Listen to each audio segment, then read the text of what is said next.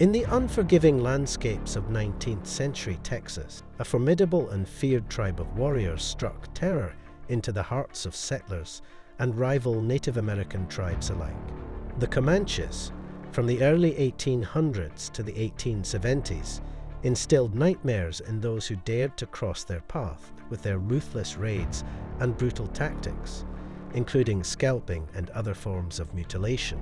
Leading his people with fierce determination and cunning strategy, one legendary Comanche chief, Quanah Parker, stood at the forefront during the tribe's final years of resistance against westward expansion.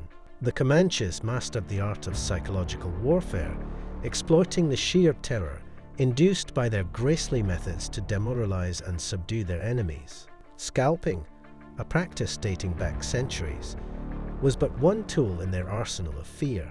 The Comanches were known to leave a trail of mutilated bodies in their wake, ensuring that the horror of their raids would linger long after they had vanished into the vast plains. As the famous author Cormac McCarthy wrote in Blood Meridian, the wrath of the hurricane and the presence of the night were meant to evoke the wrath of God.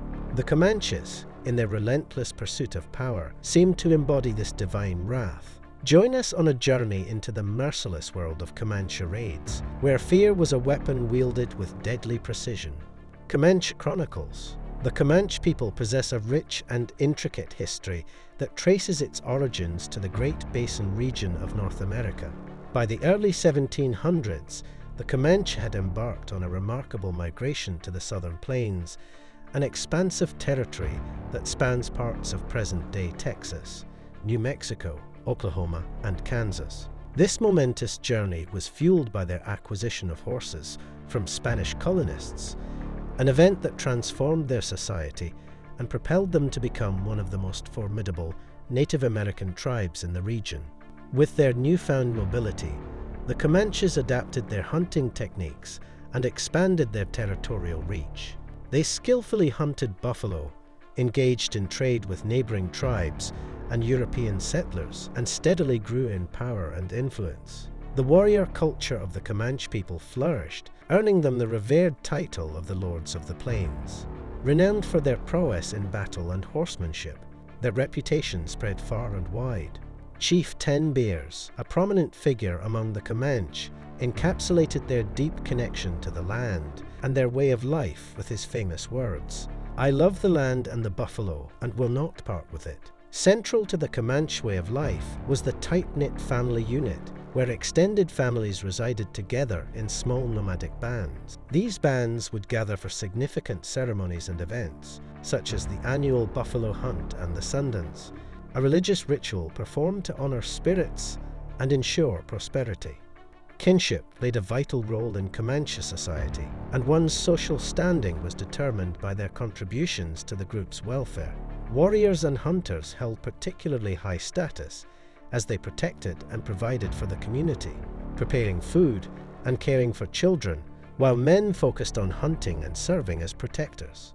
Women also participated in certain aspects of warfare, particularly in the aftermath of battles, and played a significant role in the care and treatment of captives. The warrior culture of the Comanche people was deeply intertwined with their belief system and their reverence for the natural world.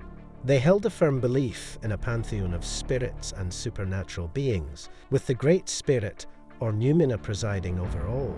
Seeking guidance and protection, warriors conducted rituals and ceremonies, often employing sacred objects and powerful talismans. The Comanche Code of Honor, an unwritten set of rules governing conduct in battle, emphasized bravery, loyalty, and the safeguarding of their people and way of life. As they expanded their territory through aggressive raids on neighboring tribes and European settlements, their ferocity and ruthlessness became renowned. Raids served various purposes, such as acquiring horses, goods, and captives, exacting revenge, or asserting dominance over contested territories.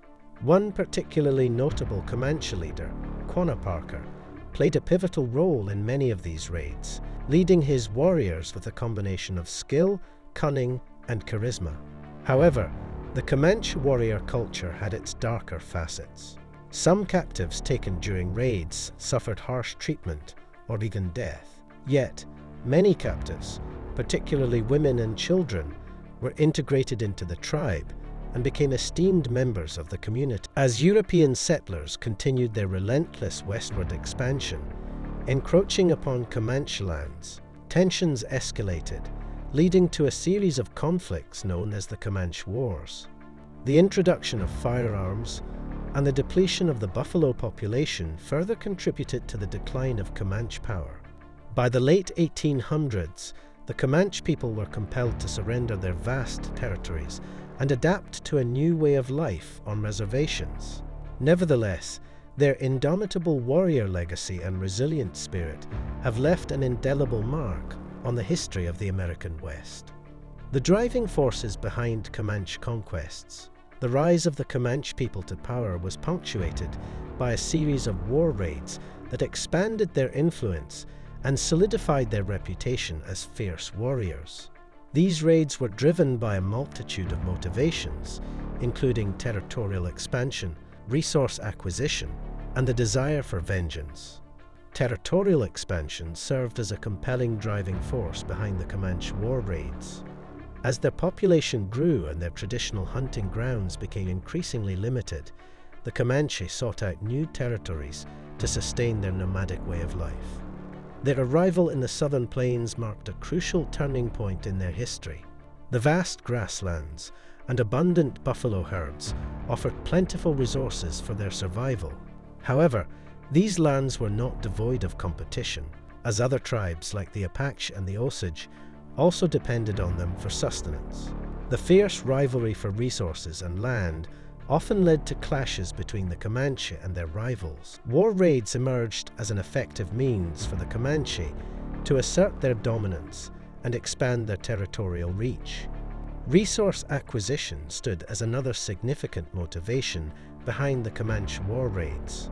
The Comanche highly valued horses, which they considered essential tools for hunting, warfare, and transportation.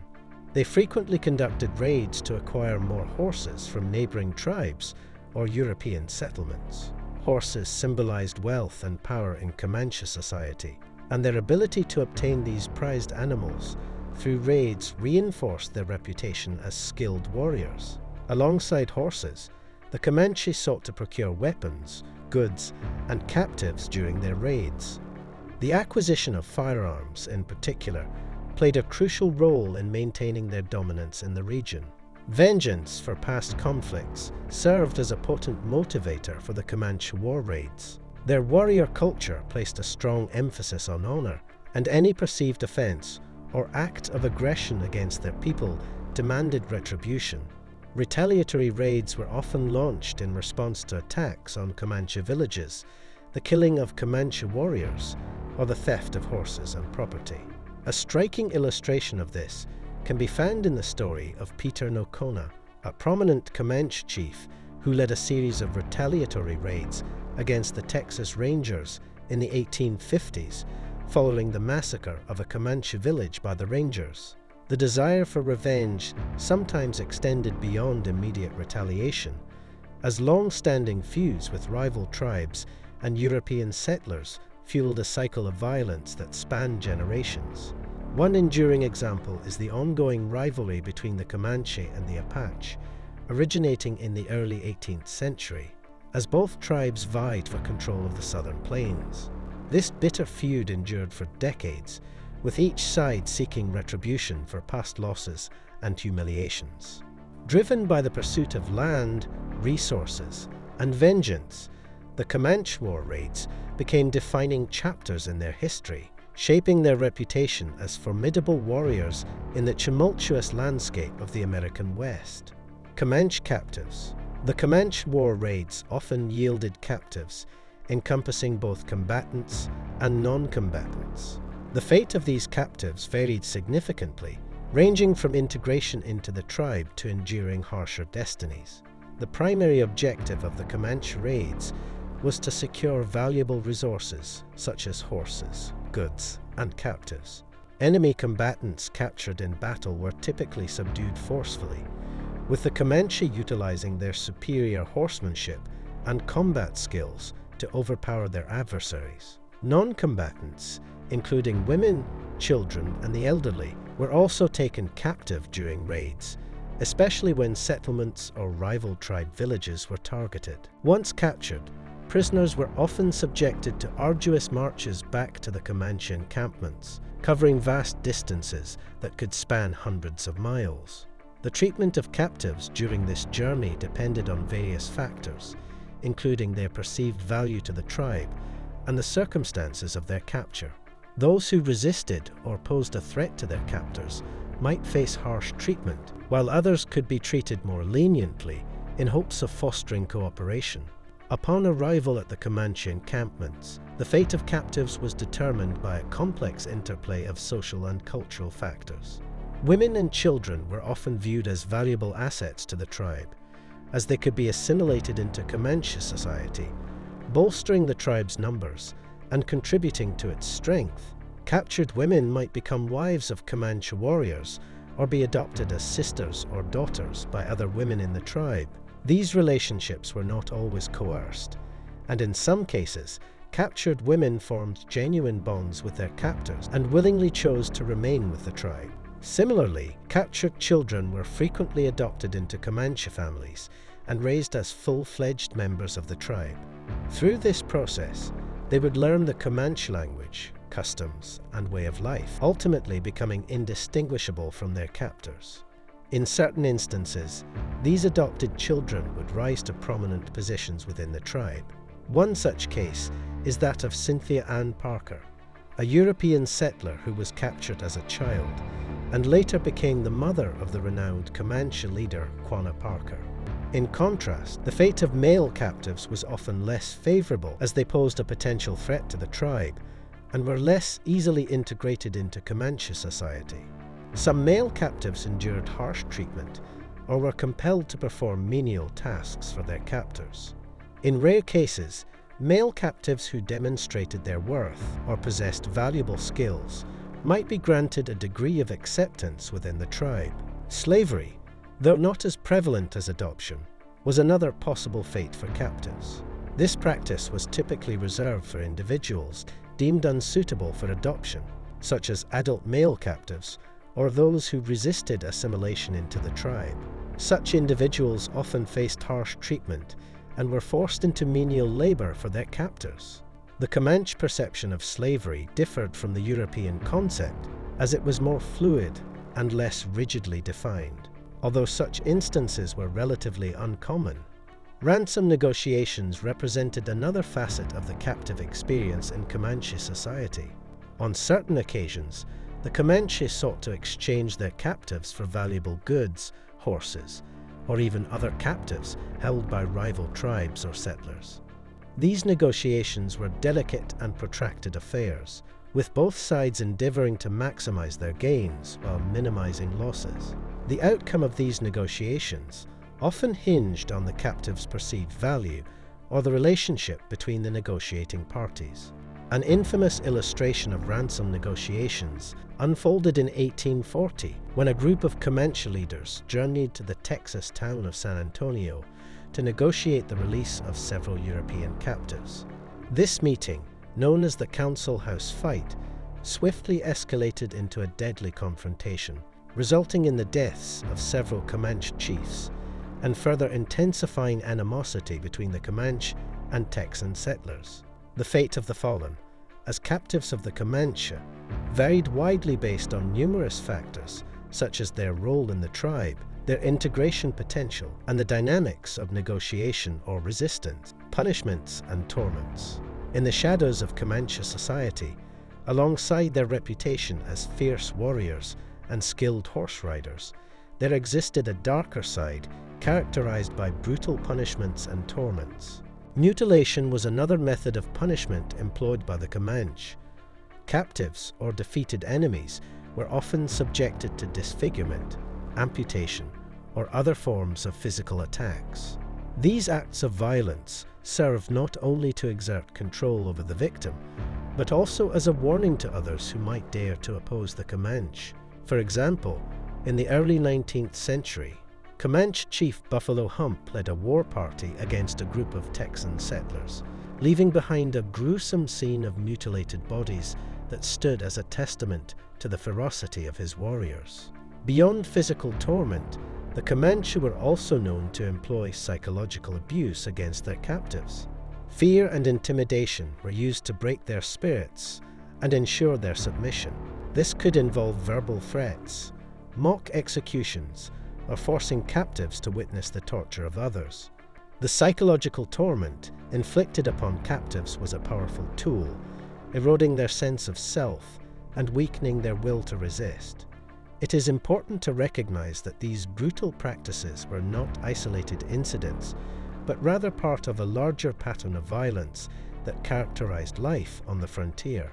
The Comanche, like other Native American tribes, were constantly locked in a struggle for survival, engaged in a cycle of conflict and retaliation with their rivals. The use of extreme methods of punishment and torture was, in part, a response to the harsh realities of life in a world where the stakes were high and the margin for error was slim. In the midst of this shadow of war, Comanche women exhibited incredible strength and resilience as they navigated the challenges of survival. They too bore witness to the brutalities inflicted upon captives and experienced the far-reaching impact of warfare. Their role in Comanche society was crucial, as they contributed to the tribe's endurance in the face of constant threats and helped preserve their way of life. If you are enjoying the content so far, then consider liking the video and subscribing. Comanche women. In the multifaceted tapestry of Comanche society, women played a vital role that extended far beyond the confines of the domestic sphere. Their influence and contributions were instrumental to the success of the tribe's war raids and encompassed a wide range of responsibilities and expectations. Comanche women were the backbone of their households, tasked with maintaining the home, raising children, and providing sustenance for their families. They possessed remarkable skills in tanning hides, weaving, and pottery, which were essential for the tribe's survival. Additionally, they often assumed the management of the tribe's horses, recognizing their integral role in Comanche warfare and hunting. During times of conflict, Comanche women assumed a crucial role in supporting their warriors. They would accompany war parties on raids, offering logistical support and attending to the needs of their husbands, brothers, and sons. In some instances, women even participated directly in the violence that defined these raids, engaging in the torture and humiliation of captives. This active involvement not only reflected the harsh realities of frontier life, but also served as an affirmation of their strength and unwavering commitment to the tribe's survival. Women also played a significant role in caring for prisoners captured during raids, particularly those who were adopted into the tribe. As previously discussed, captives were often integrated into Comanche society through adoption. Through their care and guidance, women ensured the successful assimilation of captives, thereby strengthening the tribe's bonds and reinforcing its social fabric. While the role of women in Comanche society showcased strength and resilience, it also exposed them to unique challenges and dangers. Their involvement in the tribe's war raids meant that they were not immune to the violence that marked these conflicts. They too often faced brutal punishments and tortures when captured by enemy tribes or settlers, enduring the same hardships as their male counterparts. One notable Comanche woman was Weka, the wife of the renowned Comanche chief Quanah Parker. Weka was known for her unwavering strength and resolve, even in the face of adversity. During a battle against the US Army, she was captured along with her infant son. Despite the imminent threat of execution, Weka managed to escape her captors, demonstrating the indomitable spirit that characterized the women of the Comanche tribe. In summary, Comanche women held a multifaceted and influential position within their society. Their contributions encompassed various roles, from domestic responsibilities to active participation in warfare and the treatment of captives. Their strength, skills, and unwavering commitment were essential to the tribe's survival and the preservation of its cultural fabric. Thanks for watching the video, and if you found it informative, please like and subscribe to Time Capsule for similar content. We look forward to sharing more knowledge with you in the future. Until then, take care.